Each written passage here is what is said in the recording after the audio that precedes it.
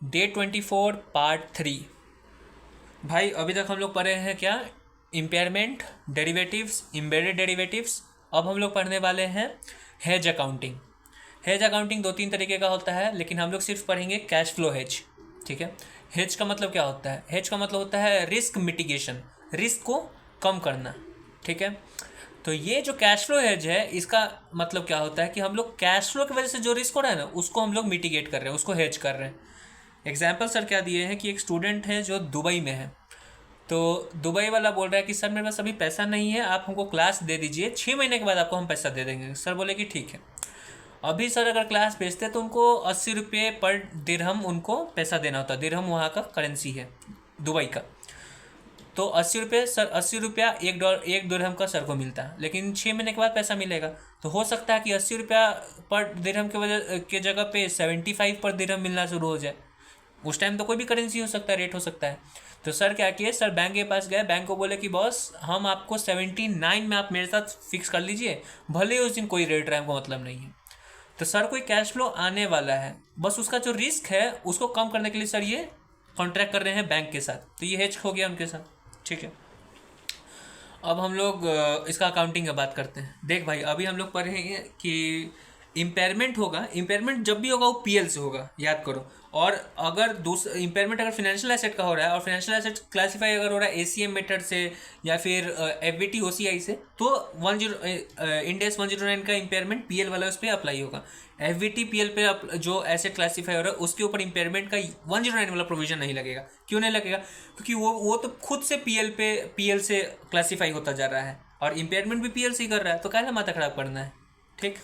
तो इम्पेयरमेंट वाला पीएल के साथ करना है। फिर आया डेरिवेटिव्स। डेरिवेटिव में साफ बोल दिया गया कि डेरिवेटिव्स कॉन्ट्रैक्ट का जो भी बात होगा वो एफबीटी पीएल से होगा। ठीक है। तो ये बात तो डेरिवेटिव्स बोल दिया। हेज अकाउंटिंग में क्या बोलता है? हेज में बोलता है कि इस बात का, हेज का जो भी बात होगा वो एफबीटी ओसीआई से होगा, वो भी आर, रिक्लासीफाई होने वाला ओसीआई से होगा। ठीक है। Derivatives FVT PL, hedge FVT OCI R. ठीक है, याद कर लो।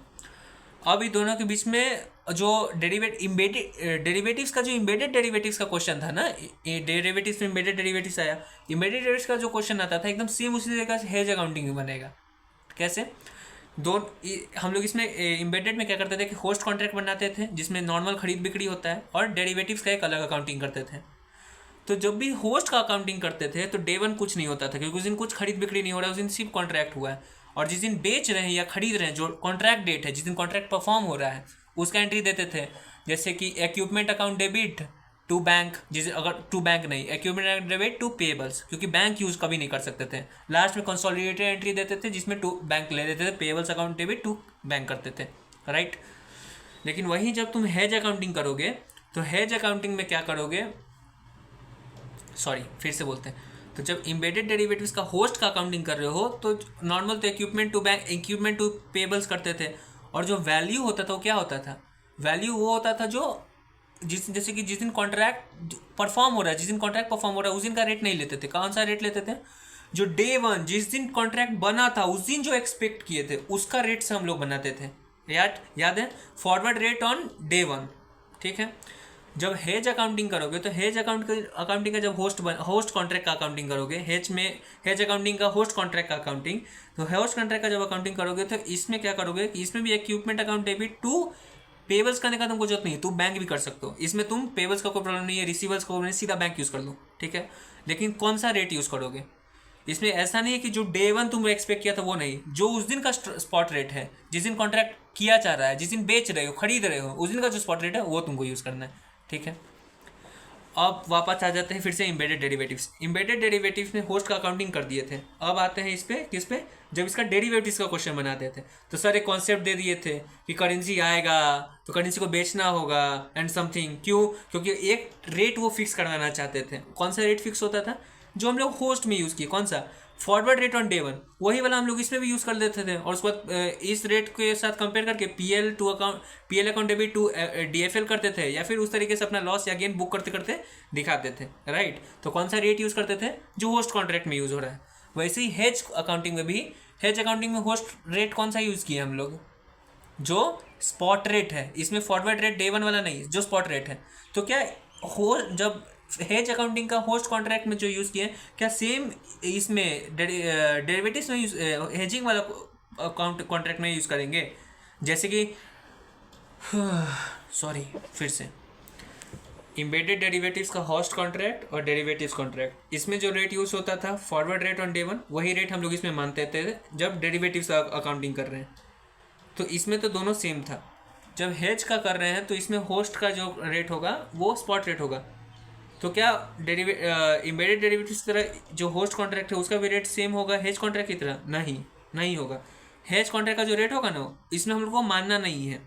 हम लोग डेरिवेटिव्स वाला क्वेश्चन एम्बेडेड डेरिवेटिव से मानते थे कि हम लोग ये रेट फिक्स कर सकते थे करेंसी को खरीदने बेचने के लिए, लेकिन इसमें तो हम लोग खुद से रेट फिक्स कर रहे हैं। क्या क्या कुछ एग्जांपल दिए थे कि सर बैंक के पास जा रहे हैं, बैंक को बोल रहे कि 79 पे खरीद लेना, तो सर तो एक रेट फिक्स कर दिए ना, तो इसमें पहले से रेट फिक्स होगा। भले ही तुमको लॉजिक नहीं लगाने का जरूरत है, तुम बिना लॉजिक लगाए भी कर सकते हो कि एक उसमें था डेरिवेटिव्स में कि एक रेट तुमको फिक्स करना था, तुम्हारे दिमाग में फिक्स करना था कि ऐसा करते तो इतना लॉस होता है या गेन होता है। इसमें क्या है कि इसमें किया हुआ है तो कितना लॉस हो रहा है गेन हो रहा है वो इसमें अकाउंटिंग करना है। उसमें बिना हुए उसमें मन के वजह से तुमको अकाउंटिंग करना था लॉस गेन का, इसमें तुम कर दिए हो सेट तब तुमको अकाउंटिंग करना है। तो दोनों में सेम चीज़ है, वैसे करके कर देना, ठीक है। अब तुमको ये जो क्वेश्चन सर दिए हुए हैं उसमें कुछ खास, उसमें एक चीज़ का जो क्वेश्चन दिए हैं सर, क्वेश्चन नंबर 14, उसमें सिर्फ एक मिस्टेक है, वो बात जान लो। क्या मिस्टेक है कि कोई भी तुम थी क्या उसको कहते हैं डेरिवेटिव्स का क्वेश्चन हो, एम्बेडेड डेरिवेटिव्स का क्वेश्चन हो, हेज का क्वेश्चन हो, उसमें प्रेजेंट वैल्यू कभी ढूंढना नहीं होता है। लेकिन इस क्वेश्चन में दे दिया है कि यील्ड रेट कुछ है तो हम लोग प्रेजेंट वैल्यू निकाल रहे हैं, ठीक है। अब ज़्यादा दिमाग मत लगाना, बस प्रेजेंट वैल्यू निकाल रहे हैं, ओके। अब तुमको एक सर ट्रिक दिए हैं कि कन्फ्यूज़न अगर तुमको हुआ कि कौन सा क्वेश्चन हेजिंग का है, कौन सा क्वेश्चन एम्बेडेड डेरिवेटिव्स का है, उसको डिफर करने के लिए तुमको सर के अति दिए हैं, पेज 213 पे दिया हुआ है। क्या एम्बेडेड डेरिवेटिव्स में क्या होगा, थर्ड पार्टी करेंसी होगा। हेजिंग में कभी भी थर्ड पार्टी करेंसी नहीं होगा। सर का था INR, उसका था दिरहम, हम लोग थर्ड पार्टी करेंसी में गेम नहीं खेल रहे थे, लेकिन एम्बेडेड डेरिवेटिव्स में हर वक्त थर्ड पार्टी करेंसी होगा, ठीक है। दूसरा, एम्बेडेड डेरिवेटिव्स में हम लोग रेट फिक्स नहीं करते हैं, हम लोग सोचते हैं कि हाँ ये रेट होता तो ऐसे करते हैं। एक होस्ट कॉन्ट्रैक्ट था, एक डेरिवेटिव्स कॉन्ट्रैक्ट था, इसमें हम लोग कोई रेट फिक्स करके ये वाला आप सोचते थे कि अब खरीद बिक्री होगा तो करेंसी खरीदना या बेचना होगा तो एक रेट फिक्स कर लेना चाहिए था, नहीं किए। इसमें सोचते थे कि रेट फिक्स करना होगा, लेकिन जब हेजिंग का होगा उसमें पहले से रेट हम लोग फिक्स किए हुए हैं बैंक के साथ, तो फिक्स है, ठीक है। एम्बेडेड डेरिवेटिव्स हो या डेरिवेटिव्स, वो FVT PL से जाएगा, हेजिंग FVT OCI R से जाएगा, ठीक है। डेरिवेटिव्स का, एम्बेडेड डेरिवेटिव्स का क्वेश्चन जो होता था उसमें होस्ट अकाउंटिंग करते थे तो उसका जो रेट होता था वो forward rate on day one होता था, लेकिन हेजिंग में वो स्पॉट रेट होता है ऑन डेट ऑफ कॉन्ट्रैक्ट, ठीक है। अब सर उसका अकाउंटिंग वकाउंटिंग सब दिए हुए हैं। और एक बात लास्ट में तुमको बोलना चाहेंगे कि भाई हेज कॉन्ट्रैक्ट में जब तुम FVT OCI R से यूज़ हो रहा है तो हर जगह जहाँ भी डिफरेंस आएगा वो OCI R करोगे, कर तो दोगे, लेकिन लास्ट में OCI R में जो भी वैल्यू होता है वो तो R है रिक्लासीफाई, तो उसको PL में तुमको रिक्लासीफाई होने का एक एंट्री देना होगा, ठीक है। वो तुमको पेज नंबर 214 पे दिया हुआ है, यही है।